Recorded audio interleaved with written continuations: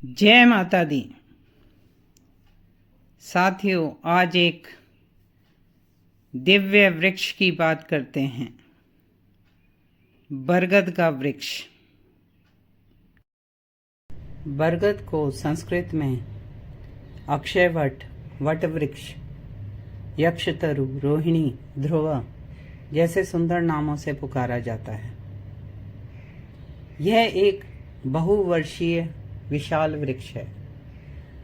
Ficus benghalensis दीर्घायु और अमरता का प्रतीक वृक्ष है। इस शब्द से ही पता चलता है कि यह वृक्ष बंगाल से जुड़ा हुआ है। इसकी जड़ें हवा में लटकने के बाद बढ़ते हुए धरती में घुसकर स्तंभ बन जाती हैं। इस वृक्ष को स्ट्रैंगलर फिग भी कहते हैं। इसकी एरियल रूट्स होस्ट ट्री या बिल्डिंग जिस पे ये उगता है उस पे चारों ओर बढ़ के उसे ढक लेता है। जो होस्ट वृक्ष होता है वो धीरे धीरे समाप्त हो जाता है और उसकी जगह वट वृक्ष में एक गड्ढा रह जाता है जो पक्षियों और पशुओं का घर बन जाता है। बरगद का फल छोटा किंतु वृक्ष विशाल होता है। पत्ती चौड़ी और ओवल शेप की होती है। इसकी पत्ती और शाखाओं, कलियों को तोड़ने से दूध सा लेटेक्स अम्ल निकलता है। इस पौधे के बीज मीठे होते हैं और कॉपरस्मिथ, मैना जैसे पक्षी जो फल खाते हैं वो इसके बीज फैलाते हैं। इस पेड़ के नीचे प्राचीन काल से ही व्यापारी लोग, बनिया लोग सामान बेचते थे, इकट्ठा होकर मीटिंग्स करते थे। गांव में अभी भी बरगद के पेड़ों के नीचे मीटिंग्स होती हैं, तो इसका नाम इसीलिए बनियान ट्री पड़ा होगा। यह वृक्ष एशिया का मूल निवासी है किंतु अब लगभग सभी देशों में पाया जाता है।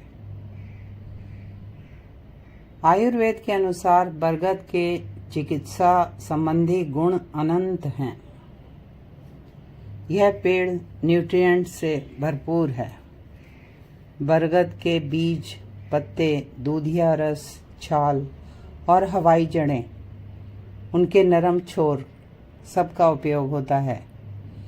इसमें रीजेनरेटिव और डिटॉक्सिफाइंग गुण हैं। इसके पत्तों का लेप फोड़े, चोट पर लगाया जाता है। दूधिया रस दर्द, गठिया, अल्सर, पैरों की फटी एड़ी पर लगाया जाता है। छाल को टॉनिक के रूप में इस्तेमाल किया जाता है, उसका रस निकाल के। और ये डायरिया, रियूमेटिक पेन, डायबिटीज, सर्पदंश तक में यूज होता है।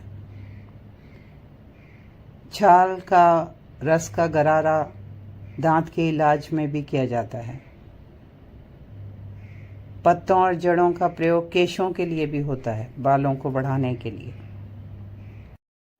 कलकत्ता का the Acharya Jagdish Chandra Bose botanical garden का बरगद का पेड़ 250 साल पुराना है।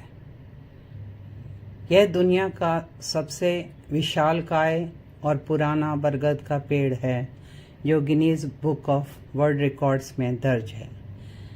इसकी 3000 से ज़्यादा शाखाएं हैं और यह लगभग 5 एकड़ भूमि पर फैला हुआ है। इस पेड़ पर 80 से ज़्यादा पक्षियों की प्रजातियां रहती हैं। यह पेड़ अपने आप में एक जंगल है और पूरा गार्डन यही पेड़ है।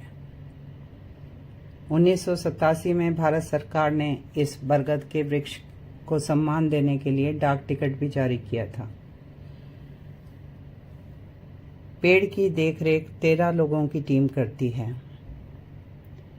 पेड़ का मुख्य तना 1925 में हटाया गया और इसका स्मारक अभी भी पेड़ के सेंटर में है।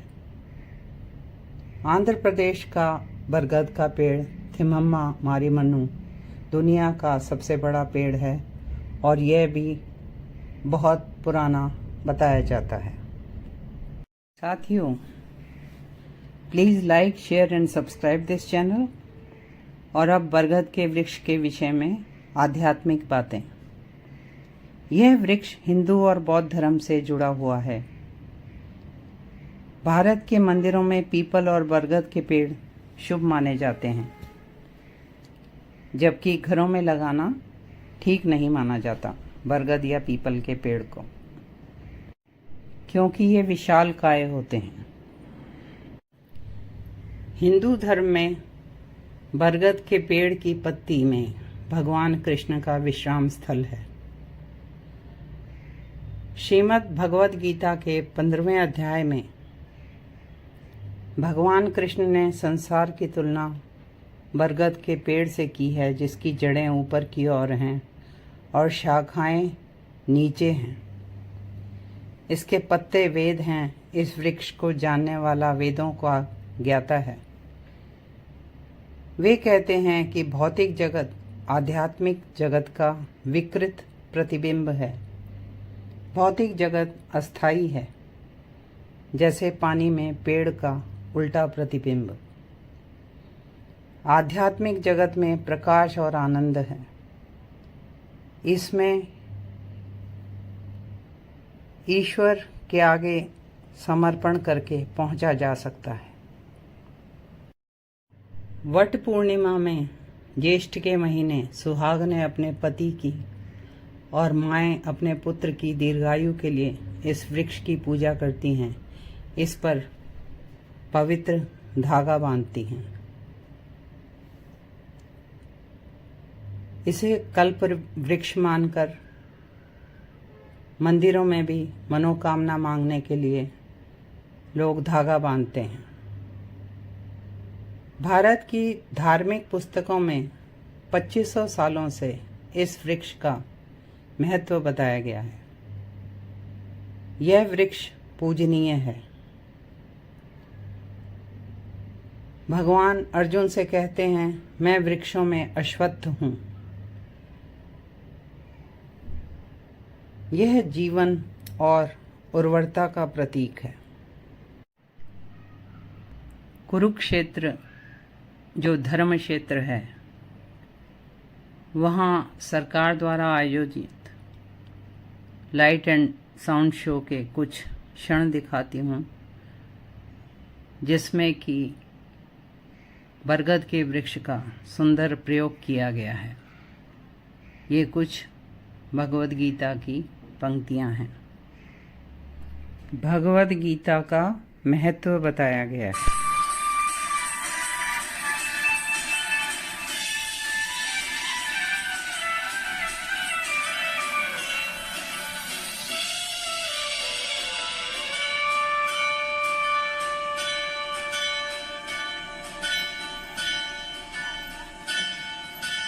मैं बड़भागी था जो उस दिन भगवान का विश्व रूप अपनी आंखों देख पाया और व्यास जी की कृपा से वासुदेव कृष्ण और महात्मा अर्जुन के बीच का यह गुप्त संवाद स्वयं सुन सका, जिसमें सभी उपनिषदों का समस्त ब्रह्म सूत्र का और समुच्च वेदांत का सार केवल 700 श्लोकों में समाहित था।